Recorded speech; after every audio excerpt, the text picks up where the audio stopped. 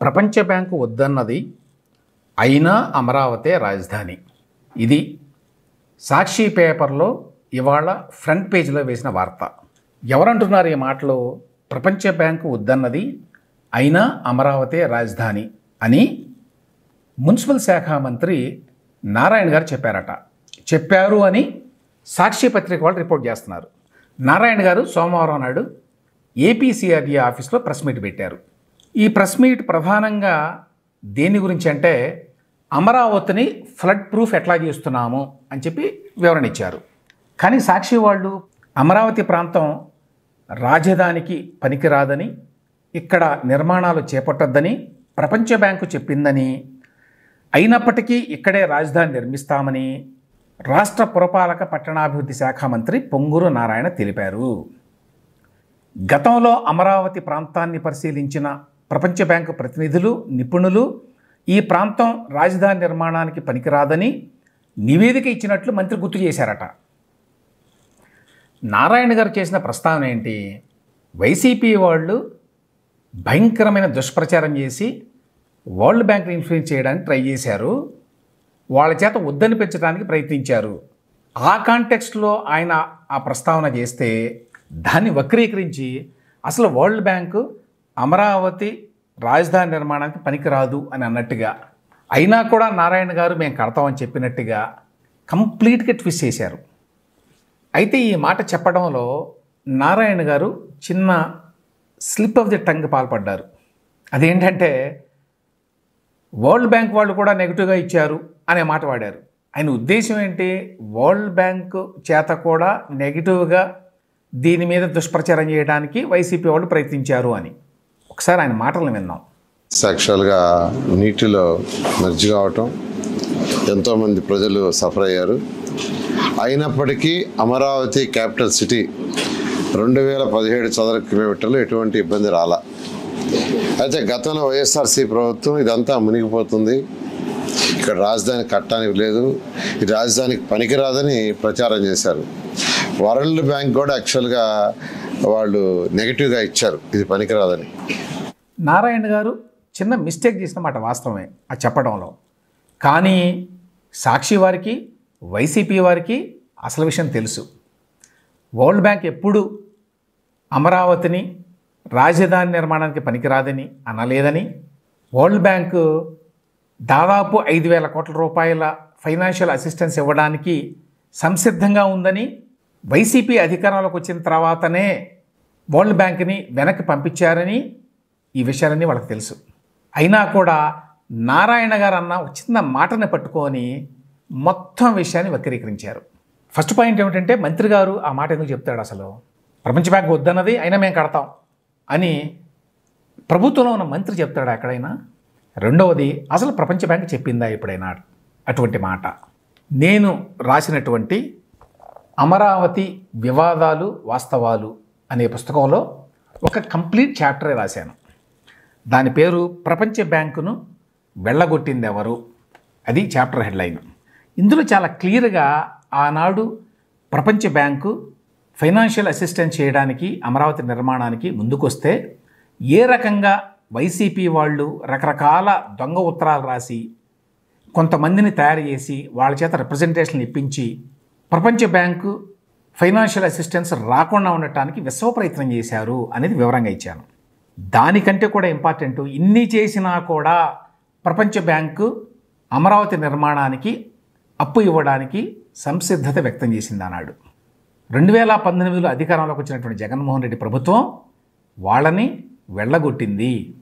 ఏ విధంగా వెళ్ళగొట్టింది అనేది వివరంగా రాశాను ఈ చాప్టర్లో. కొన్ని వివరాలు నేను రాసినవి చెప్తాను.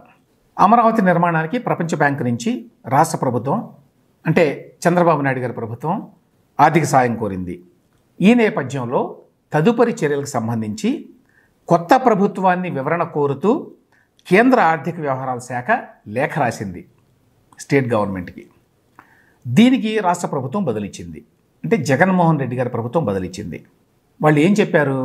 రాజధానికి సంబంధించి 2019 జూన్ 6వ తేదీన ముఖ్యమంత్రి ఒక సమావేశం నిర్వహిస్తున్నారు, అప్పుడు దీని గురించి ఒక నిర్ణయం తీసుకుంటాము, అప్పుడు మా నిర్ణయం వెల్లడిస్తాము అని చెప్పి ఏపీ సిఆర్డీఏ అధికారులు కేంద్రానికి లేఖ రాశారు.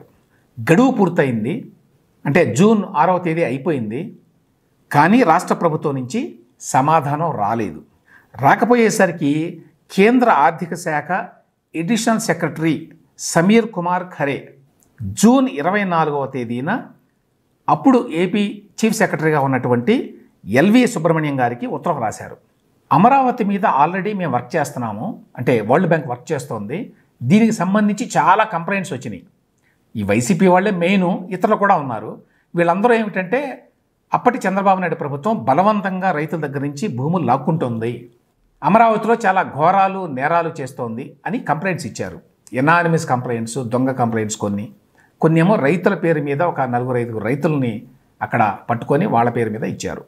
వరల్డ్ బ్యాంక్కి కొన్ని కండిషన్స్ ఉన్నాయి వాళ్ళు ఈ విధంగా ఫైనాన్షియల్ హెల్ప్ చేయాలంటే. అదేంటంటే ఇట్లా రైతుల దగ్గర నుంచి బలవంతంగా భూములు లాక్కోవడం లాంటివి ఉండకూడదు వాళ్ళు డబ్బులు ఇవ్వాలంటే. అందువల్ల వాళ్ళు ఏం చెప్పారు, మేము మా ఇన్వెస్టిగేషన్ ప్యానల్ ఇక్కడ పంపిస్తాము, వాళ్ళంతా స్టడీ చేసి నిజంగానే ప్రభుత్వం ఇట్లా చేస్తుందా లేదా అని కనుక్కుంటారు. అప్పటికే 2 సార్లు వచ్చి వెళ్ళిన తర్వాత ఆ ఇన్వెస్టిగేషన్ ప్యానల్ వాళ్ళు లేదు ఇక్కడ బలవంతంగా ఎవరు భూములు లాక్కోలేదు, అందరూ ఇష్టపూర్వకంగానే ల్యాండ్ పూలింగ్కి ఇచ్చారు అని చెప్పి వాళ్ళు రిపోర్ట్ ఇచ్చారు. అయినా మళ్ళీ వీళ్ళు వరల్డ్ బ్యాంకులో ఉన్నటువంటి కొంతమందిని పట్టుకొని ఇన్ఫ్లుయెన్స్ చేసి మళ్ళీ ఉత్తరాలు రాసి ఇంకొక ప్యానల్ని వెయ్యాలి అని చెప్పారు. వాళ్ళు కూడా ఇన్వెస్టిగేషన్ ప్యానల్ మళ్ళీ పంపిస్తూ ఉన్నారు. ఎందుకు పంపిస్తూ ఉన్నారు? లోన్ ఇవ్వడం కోసం. లోన్ ఇవ్వద్దు అనుకుంటే అసలు ఇన్వెస్టిగేషన్ ప్యానలే ఉండదు. మేము ఈ రకంగా ఈ దర్యాప్తు బృందాన్ని పంపించాలని ఆలోచిస్తోంది వరల్డ్ బ్యాంకు, అందువల్ల రాష్ట్ర ప్రభుత్వం వాళ్ళు ఏ విషయం చెప్పాలి, చెప్తే మేము వాళ్ళకి చెప్తామని చెప్పి కేంద్ర ప్రభుత్వం చెప్పింది.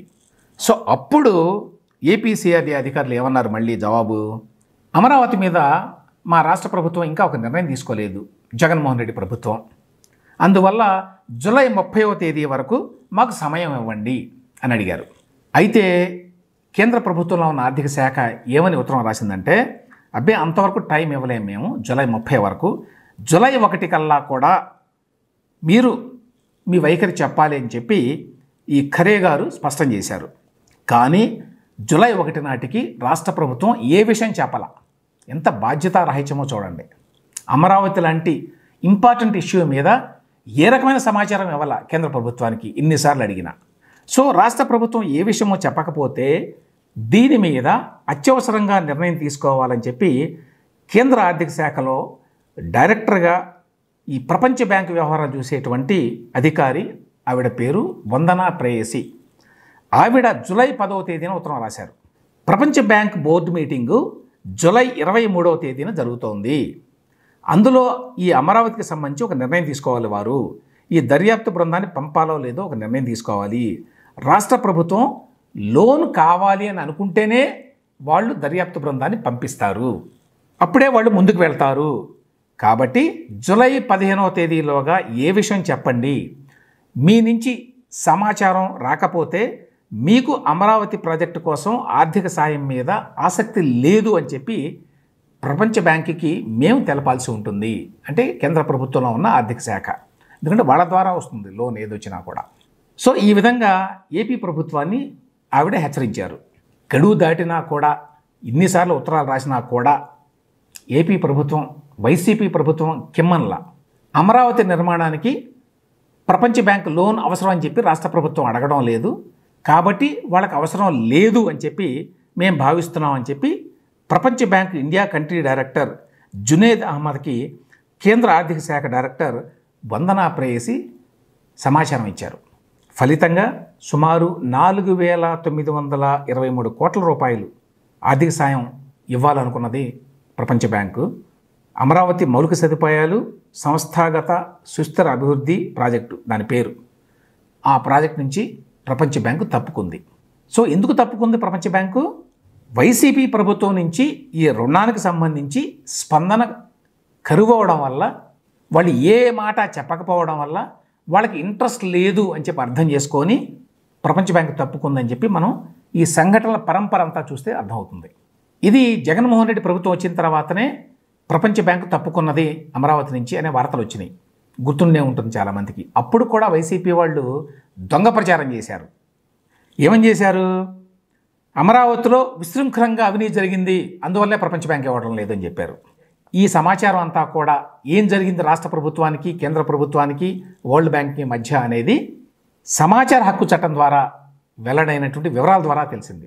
అవన్నీ కూడా నేను నా పుస్తకంలో ఇచ్చాను, ఆ డాక్యుమెంట్స్ అన్నీ కూడా. ఈ వరల్డ్ బ్యాంక్ వాళ్ళు ఒక స్టేట్మెంట్ కూడా ఇచ్చారు, వాళ్ళ వెబ్సైట్లో ఇవాల్టికి కూడా ఆ స్టేట్మెంట్ ఉంది. ఆ స్టేట్మెంట్ ఒకసారి చదువుతాను, చూడండి. ఆన్ July 15th, 2019 అన్నమాట ఇది. On July 15th, the government of India withdrew its request to the World Bank for financing the proposed Amaravati Sustainable Infrastructure and Institutional Development Project. So ఏం చెప్తున్నారండి వీళ్ళు? 2019 జూలై 15 నాడు భారత ప్రభుత్వం వారు అమరావతికి ఆర్థిక సాయం కావాలి అనేటువంటి రిక్వెస్ట్ని ఉపసంహరించుకున్నారు.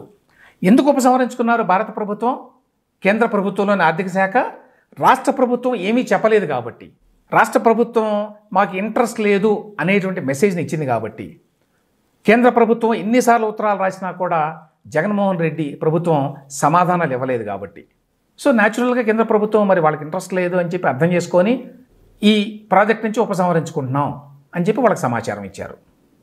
అదే ఇక్కడ రాశారు.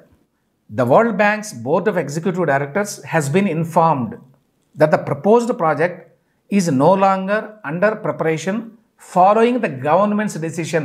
చూడండి, మేము ఇవ్వడం లేదు అని చెప్పి వరల్డ్ బ్యాంక్ చెప్పాలా, అక్కడ భారతదేశంలో ఉన్న ప్రభుత్వాలు వద్దన్నాయి కాబట్టి మేము ఈ ప్రాజెక్ట్ని నిలిపివేశాము అని చెప్తున్నారు క్లియర్గా. అంతేకాదు అమరావతి ప్రాంతం రాజధాని నిర్మాణానికి పనికిరాదు అని ఎన్నడూ అనలేదు. అలా అని ఉంటే వాళ్ళు గతంలో డబ్బులు ఇవ్వడానికి ముందు వచ్చేవాళ్ళు కాదు. గతం సంగతి పక్కన పెట్టండి, ఇప్పుడు తాజాగా డబ్బులు ఇవ్వడానికి ముందుకు రారు. ఇప్పుడు 2024లో కూడా వరల్డ్ బ్యాంక్ అధికారులు అమరావతికి వచ్చారు. ఎప్పుడు వచ్చారు? ఆగస్టు 10-11 తేదీల్లో వచ్చారు. ఇక్కడ వార్త చూడొచ్చు మీరు. World bank officials visit Amaravati capital region ahead of clearance of loan. ఈసారి భారత ప్రభుత్వం వారు అమరావతి నిర్మాణానికి మేము సాయం చేస్తాము, మేము దీనికోసం అని చెప్పి అప్పు ఇప్పిస్తాము వరల్డ్ బ్యాంక్ నుంచి అని చెప్పి చెప్పారు. ఆ ప్రకారం 15,000 కోట్లు ఈసారి. లాస్ట్ టైం 5,000 కోట్ల కంటే తక్కువే, ఈసారి 15,000 కోట్ల రూపాయలు ఇస్తున్నారు. మరి అమరావతి అనే ప్లేసు రాజధాని నిర్మాణానికి పనికిరాదు అని చెప్పి వరల్డ్ బ్యాంక్ ఒక నిర్ణయానికి వస్తే ఇప్పుడు 15,000 కోట్ల రూపాయలు ఇవ్వడానికి ఎందుకు ముందుకు వస్తుంది? వాళ్ళ అఫీషియల్స్ మొన్న ఆగస్టు 10-11 తేదీల్లో అమరావతిలో ఎందుకు పర్యటించారు అంటే, సాక్షి రాసిన వార్త ఎంత పచ్చి బూతో చూడండి.